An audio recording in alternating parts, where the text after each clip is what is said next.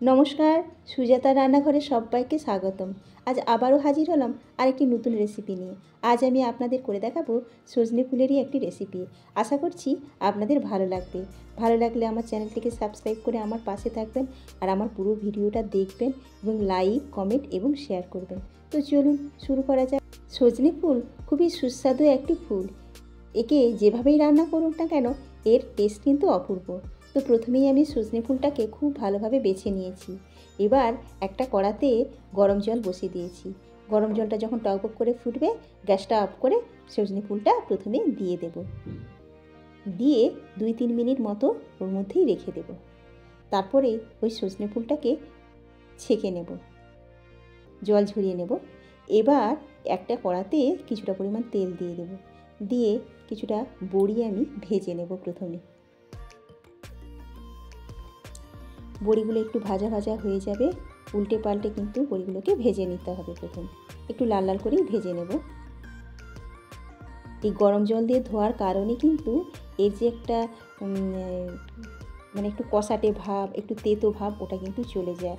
আর গরম জল দিয়ে অবশ্যই ধুবেন, কারণ ওর মধ্যে না অনেক ছোটো ছোটো পোকা থাকে, সেগুলো ওই গরম জল দিয়ে ধুলে ওই পোকাগুলো বেরিয়ে চলে আসে। এবার কড়াইতে দিয়ে দেব সর্ষে, 1/2 চামচ মতোই আমি দিয়েছি সর্ষে, আর একটা দিয়ে দেবো শুকনো লঙ্কা। এবার শুকনো লঙ্কাটা একটু ভাজা হয়ে গেলে তারপরে ওর মধ্যেই দিয়ে দেবো 1 চামচ পরিমাণ পোস্ত। এবার ওর মধ্যে অ্যাড করব পেঁয়াজ, রসুন, টমেটো বাটা। ওটা আমি একসাথেই বেটে রেখেছিলাম, ওখান থেকে আমি 1 চামচ পরিমাণই এখানে নিয়েছি। নিয়ে একটু ভালোভাবে ভেজে নেব। মশলাটা একটু ভালোভাবে ভাজা হয়ে গেলে তারপরে ওর মধ্যে অ্যাড করব 1/2 চামচ পরিমাণ আদা বাটা। আদা বাটাটাও একটু ভালোভাবে ভেজে নিতে হবে।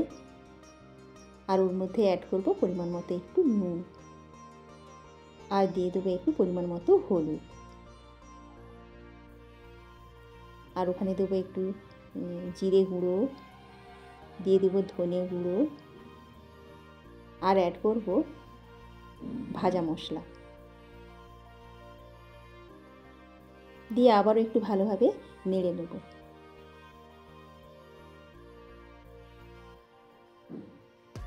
এবার ওর মধ্যেই দিয়ে দেব সেদ্ধ করে রাখা আলু, তারপরে দিয়ে দেবো পেঁয়াজ কলি, দিয়ে ভালোভাবে ওইটাকে একটু ভাজতে হবে।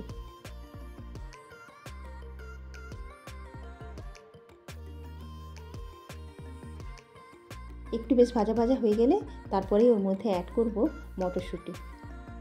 মটরটাকে দিয়েও একটু বেশ ভালোভাবে নাড়াচাড়া করে নেব।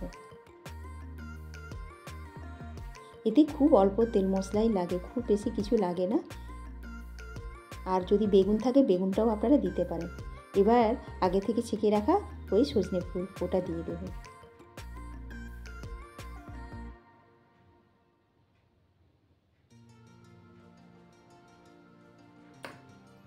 এবারে ভালোভাবে একটু নাড়তে থাকবো।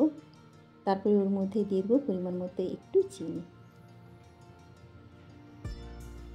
জলটা বেশ একটু শুকনো হয়ে গেছে। এবারে ভাজা ভাজাও আমার হয়ে গেছে, আলাদা করে আর এতে জল দিতে লাগেনি, এমনি ওর মধ্যেই যে জলটা ছিল তাতেই ওটা ভাজা হয়ে গেছে। আর সজনে ফুলটা রান্না করলে খুবই অল্পই হয়ে যায়। আর ওতে দিয়ে দিলাম একটু বড়ি, আর দিয়ে দিলাম ধনেপাতা কুচি। ব্যাস, রান্নাটা পুরো কমপ্লিট হয়ে গেছে। খুব সহজভাবেই দেখিয়েছি আজকের এই সজনে ফুলের রেসিপিটি। আশা করছি আপনাদের ভালো লাগবে, আর আপনারা চেষ্টা করবেন সজনে ফুল এখন খাওয়ার জন্য, কারণ এখন তো সিজন চেঞ্জ, আর আমাদের রোগ প্রতিরোধ ক্ষমতা বাড়ানোর জন্য এই সজনে ফুল কিন্তু খুবই উপকারী। আর তেতো তো লাগবেই না, আপনারা এইভাবে প্রসেস করবেন তাহলে দেখবেন খেতে খুবই ভালো লাগবে। আশা করছি আমার আজকের রেসিপিটি সবার ভালো লেগেছে। সবাই ভালো থাকুন। নমস্কার।